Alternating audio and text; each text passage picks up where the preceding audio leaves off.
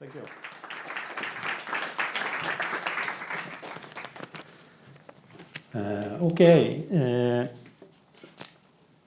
This part in the program is quite different from the main business with the ski storage for skiing.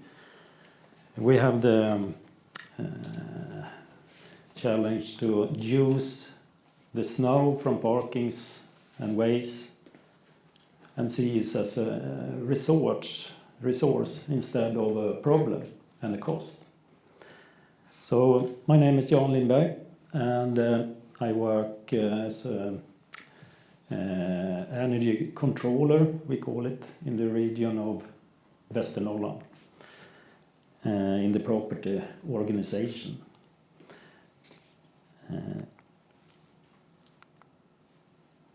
And we're handling about 500,000 of square meters around the county council. And we have 3 hospitals in Sundsvall, Östersund-Trondheim, and in Sollefteå. We have health care and dental care. And what we could see here in the background is the Sundsvall hospital, where we have the challenge to cool down the hospital with the melting water from the snow. The principle is very, very easy. We use the storage. We have a big basin. We have 10,000 square meters. It's about 7 meters high, so it's 70,000 cubic meters of snow. And we use the melting water, take it in, and exchange it to the internal system in the hospital. And then we recirculate the warm water out to the basin to melting down more snow. So the system is self-regulated. If we need more effect, we circulate more water.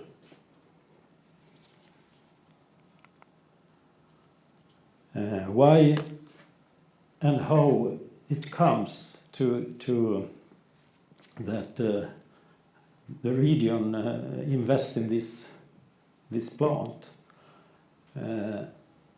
For 20 years ago, the hazardous cooling media was forbidden from 2000 and forward.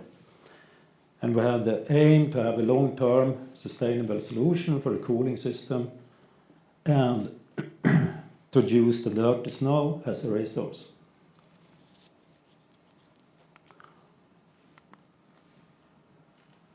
So the first year we tested with a pilot plant, 100 cubic meters of snow, with wooden ships, tested, and then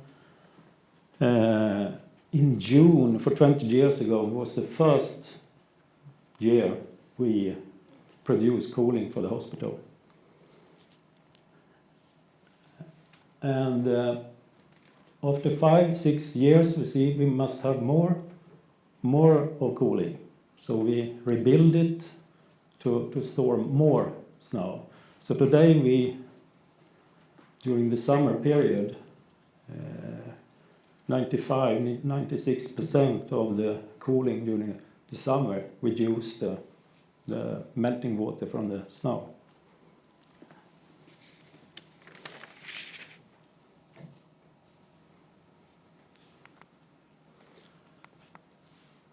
This is a picture. It's not me on the picture. And this is, I suppose it's in May, I suppose, when we have covered the layer with the wooden chips. It's about 2 decimeter of wooden chips, 70,000 cubic meters, and we can deliver 2,000 megawatt hour of cooling.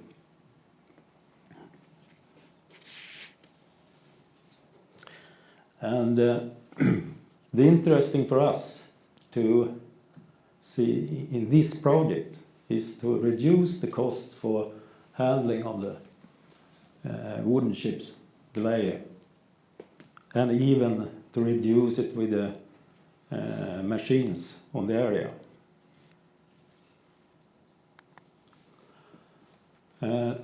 This is yesterday in the morning, and here we can see the problem we have this season that we never have seen before. We have this plant in 20 years, but we have never had this situation. So that we could see is we have a large hole that we not have any snow. And we have 2 machines for produce now, but I think we have 2 days we can use them.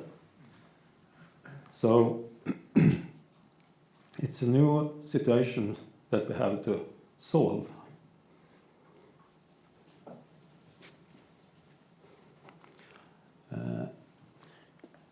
If we talk about increasing knowledge in this area, for 10 years ago,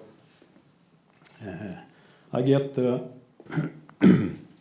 phone call from Luleå Universitet, and it handled about that a delegation from Japan in Sapporo will come and see how we have built this plant.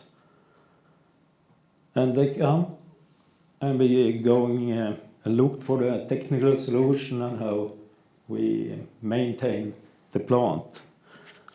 And then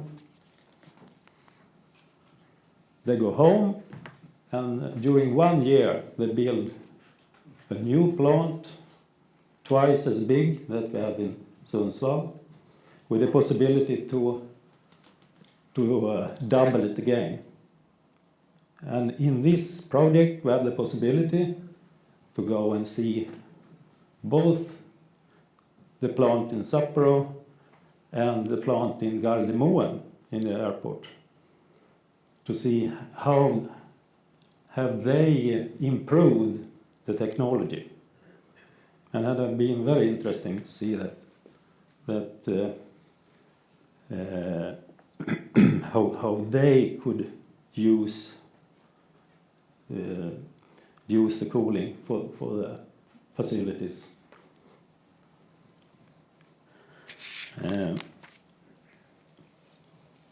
we can also say that today they have 150 plants in Japan.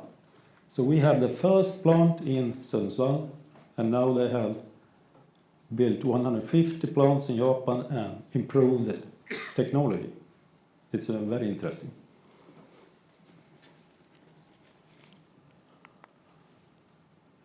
What can we learn from each other in this project and between different owners of plants? I think we have a lot to learn from you who works with the main business to stores now for skiing, to optimize the costs, to how you should you have sawdust, wooden chips or geotextile. It's very interesting. For us, we will use it so effective as possible. Today we have a lower costs to use this plant than we have if you compare with conventional chillers.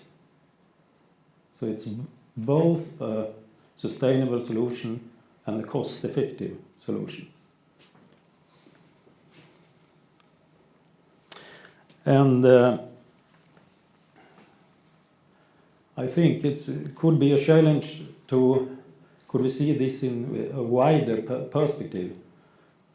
Could we use both storage for skiing, for cool down buildings, or industries?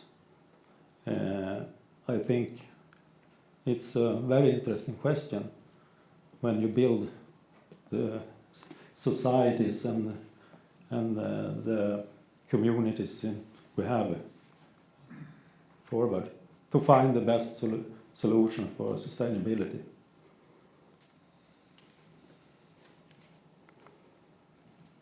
Thank you for the attention.